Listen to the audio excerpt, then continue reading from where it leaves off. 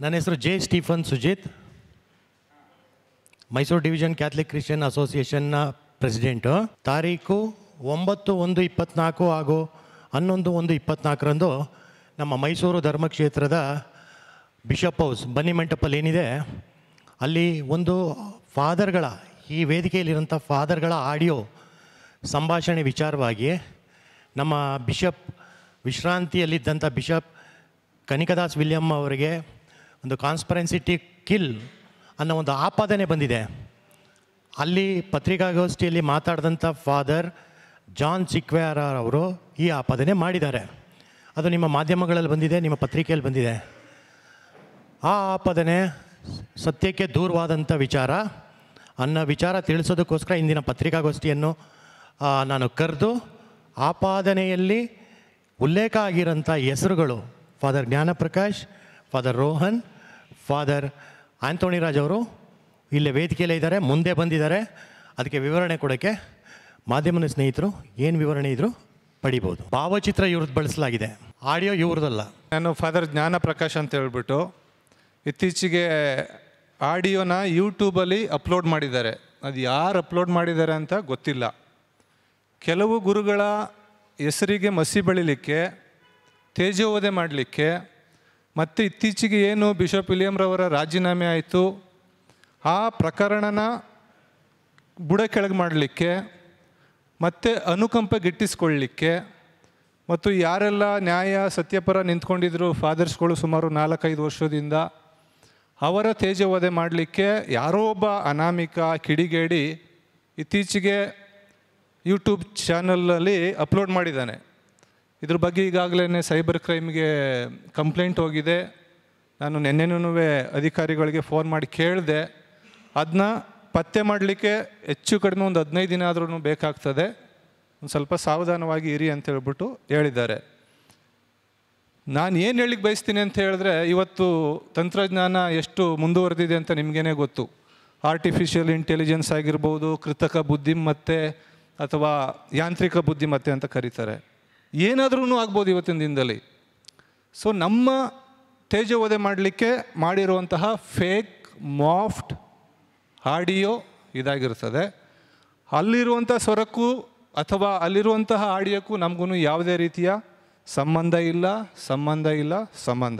ಅದು ಒಂದು ಸುಳ್ಳು ಫೇಕ್ ಆಡಿಯೋ, ಅನಾನಿಮಸ್ ಆಡಿಯೋ, ಅದನ್ನ ಅಪ್ಲೋಡ್ ಮಾಡಿದ್ದಾರೆ. ಸರ್, ನಮಗೆ ಏನೆಲ್ಲ ಬೆಳವಣಿಗೆ ಆಗಿತ್ತು ಅದು ನಮ್ಮ ಕರ್ತವ್ಯ, ನಮ್ಮ ಪೋಪ್ ಜಗದ್ಗುರುಗಳಿಗೆ ತಿಳಿಸೋದು. ಯಾವುದೇ ಒಂದು ಸಮಾಜದಲ್ಲಿ ವಾತಾವರಣ ಕಲುಷಿತ ಆದಾಗ ಅದನ್ನ ನಮ್ಮ ಮೇಲಧಿಕಾರಿಗಳಿಗೆ ತಿಳಿಸೋದು ನಮ್ಮ ಕರ್ತವ್ಯ ಆಗಿರ್ತದೆ. ನಾವು 2019ನೇ ಇಸ್ವಿಲಿ ಕೆಲವು ಗುರುಗಳು ಏನೆಲ್ಲ ನಮ್ಮ ಧರ್ಮಕ್ಷೇತ್ರದಲ್ಲಿ, ಮೈಸೂರು ಧರ್ಮಕ್ಷೇತ್ರದಲ್ಲಿ ಒಂದು ಅಸಮಾಧಾನನೋ ಅಥವಾ ಒಂದು ಯಾವುದು ಸರಿ ದಾರಿಯಲ್ಲಿ ನಡೀತಾ ಇಲ್ವೋ ಅದನ್ನ ನಾವು ಬರವಣಿಗೆ ರೂಪದಲ್ಲಿ ಅವರಿಗೆ ತಿಳಿಸಿದ್ದೀವಿ. ಅವರು 2 ಸಲ ನಿಯೋಗನ ಕಳಿಸಿತ್ತು, 3 ಬಿಷಪ್ಗಳ ನಿಯೋಗ ಕಳಿಸಿ ಅದರಲ್ಲೂ ಸಹ ತನಿಖೆ ಮಾಡಿ ಈ ನಿಯೋಗವೂ ಸಹ ಅವರಿಗೆ ವರದಿ ಕಳಿಸಿತ್ತು ಪೋಪ್ ಜಗದ್ಗುರುಗಳಿಗೆ. ತದನಂತರ ಪೋಪ್ ಜಗದ್ಗುರುಗಳು ಒಂದು ಆದೇಶ ಹೊರಡಿಸ್ತಾರೆ ಬಿಷಪ್ ವಿಲಿಯಮ್ರವರಿಗೆ, ನೀನು ತಾತ್ಕಾಲಿಕವಾಗಿ ರಜೆ ಮೇಲೆ ತೆರಳಿ ಅಂತ ಹೇಳ್ಬಿಟ್ಟು ಅವ್ರನ್ನ ರಜೆಗೆ ಕಳಿಸಿ ಅವರ ಸ್ಥಾನಕ್ಕೆ ಇನ್ನೊಬ್ಬರು ಮೇಲಧಿಕಾರಿಗಳು ಅಪೊಸ್ತಲಿಕ್ ಅಡ್ಮಿನಿಸ್ಟ್ರೇಟರ್ ಬರ್ನಾರ್ಡ್ ಮೊರಸ್ ಅವ್ರನ್ನ ನೇಮಕ ಮಾಡ್ತಾರೆ. ಅವರು ಸಹ 1 ವರ್ಷ ಇಲ್ಲೆಲ್ಲ ಚಲನವಲನಗಳನ್ನೆಲ್ಲ ವೀಕ್ಷಿಸಿ ತದನಂತರ ಈಗ ಮೊನ್ನೆ ಪೋಪ್ರವರು ರಾಜೀನಾಮೆ ಕೊಡಿ ಅಂತ ವಿಲಿಯಮ್ ಅವ್ರನ್ನ ಕೇಳ್ಕೊಂಡಿದ್ದಾರೆ. ವಿಲಿಯಮ್ರವರು ರಾಜೀನಾಮೆ ಕೊಟ್ಟಿದ್ದಾರೆ. ನಾನು ಈಗಾಗಲೇ ಹೇಳ್ದಂಗೆ ಕೆಲವು ಸಲ ಗೊತ್ತಲ್ಲ ಏನಾಗ್ತದೆ ಅಂತ ಹೇಳ್ಬಿಟ್ಟು, ಶತ್ರುಗಳ ಕೊನೆಯ ಆಯುಧ ಅಪಪ್ರಚಾರ ಅಂತೆ. ಸೊ ಈ ರೀತಿ ಮಸಿ ಬೆಳೀಲಿಕ್ಕೆ, ಜನಗಳ ಒಂದು ಅನುಕಂಪ ಗಿಟ್ಟಿಸ್ಕೊಳ್ಳಿಕ್ಕೆ ಇದು ಮಾಡಿರುವಂತಹ ಒಂದು ಹುನ್ನಾರ. ಇಲ್ಲ, ಇದು 7 ಮಂದಿ ಮೇಲೆ ಬಂದಿರೋದು ಇದು. ಯಾಕಂದರೆ ನಾವೇನೇ ಒಂದು ಇನಿಷಿಯೇಟಿವ್ ತಗೊಂಡು ನಾವು ಪೋಪ್ ಜಗದ್ಗುರುಗಳಿಗೆ ಬರೆದಿರೋದ್ರಿಂದ, ಕೆಲವು ಸಲ ನಾವೇನೇ ನೇರವಾಗಿ ಪ್ರಶ್ನೆ ಮಾಡಿರೋದ್ರಿಂದ ನಮ್ಮನ್ನ ಅವರು ಟಾರ್ಗೆಟ್ ಮಾಡ್ತಾ ಇರುವಂತಹ ರೀತಿ ಇದು ಅಷ್ಟೇ. ಇದು ಪ್ರಿಕಾಷನರಿ ಮೆಷರ್ ನಾವು ತೊಗೊಂಡಿರೋದು.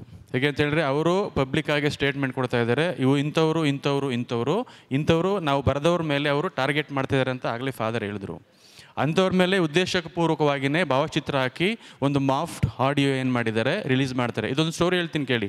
ಈಗ 6ನೇ ತಾರೀಕು ಜನವರಿ 6ನೇ ತಾರೀಕು ಈ ಒಂದು ಮಾಫ್ಟ್ ಈ ಕ್ಲಿಪ್ಪಿಂಗ್ ಏನಿದೆ ಅನಾಮಧೇಯ ಕ್ಲಿಪ್ಪಿಂಗ್ ಏನಾಗಿದೆ ಒಂದು ಯೂಟ್ಯೂಬ್ಗೆ ಅಪ್ಲೋಡ್ ಆಗ್ತದೆ. ತಕ್ಷಣ ಏನು ಮಾಡ್ತಾರೆ, ಅದರಿಂದ ಕೆಲವರು ಉದ್ರೇಕಗೊಂಡು ಏನು ಮಾಡ್ತಾರೆ, ಯಾರ್ಯಾರೋ ಭಾವಚಿತ್ರಗಳು ಆ ಒಂದು ಯೂಟ್ಯೂಬಲ್ಲಿ ಬಂದಿದೆ ಅಂಥವ್ರನ್ನ ಟಾರ್ಗೆಟ್ ಮಾಡೋಕ್ಕೆ ಸ್ಟಾರ್ಟ್ ಮಾಡ್ತಾರೆ.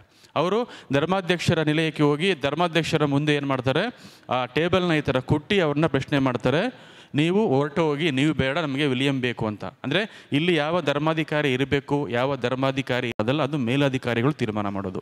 ಅದಕ್ಕೋಸ್ಕರ ಕೆಲವೊಂದು ಗಂಭೀರ ವಿಷಯಗಳ ಬಗ್ಗೆ ನಾವು ಕೂಲಂಕುಷವಾಗಿ ಶೋಧನೆಯನ್ನು ಮಾಡಿ, ಎಲ್ಲ ಕಡೆ ಹೋಗಿ ಶೋಧನೆ ಮಾಡಿ, ನಾವು ಎಲ್ಲಿಯೂ ಸಹ ಈ ಥರ ಗಲಭೆ ಗೊಂದಲವನ್ನು ಮಾಡಿಲ್ಲ. ಬದಲಾಗಿ ನಾವು ನಮ್ಮ ಮೇಲಧಿಕಾರಿಗಳಿಗೆ ವಿತ್ ಡಾಕ್ಯುಮೆಂಟ್ಸ್ ನಾವು ಪ್ರೂಫ್ ಬರೆದಿರೋದು.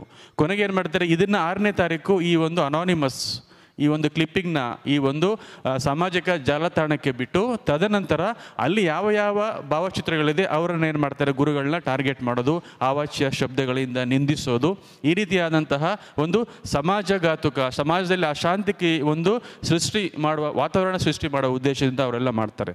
ಅಷ್ಟೇ ಅಲ್ಲ, ಪುನಃ ಅವರು 2-3 ಸಲ ಹೋಗಿ ಧರ್ಮಾಧ್ಯಕ್ಷರ ನಿಲಯದಲ್ಲಿ ಗಲಭೆ ಮಾಡಿ, ನಿನ್ನ 15 ದಿನದ ಒಳಗಡೆ ವಿಲಿಯಂ ಬಿಷಪ್ನ ನೀವು ವಾಪಸ್ ಕರ್ಕೊಂಡ್ಬಂದಿಲ್ಲ ಅಂತ ಹೇಳಿದ್ರೆ ನಾವು ಉಗ್ರ ಹೋರಾಟಕ್ಕೆ ರೆಡಿ ಆಗ್ತೀವಿ ಅಂತ ಹೇಳ್ತಾರೆ.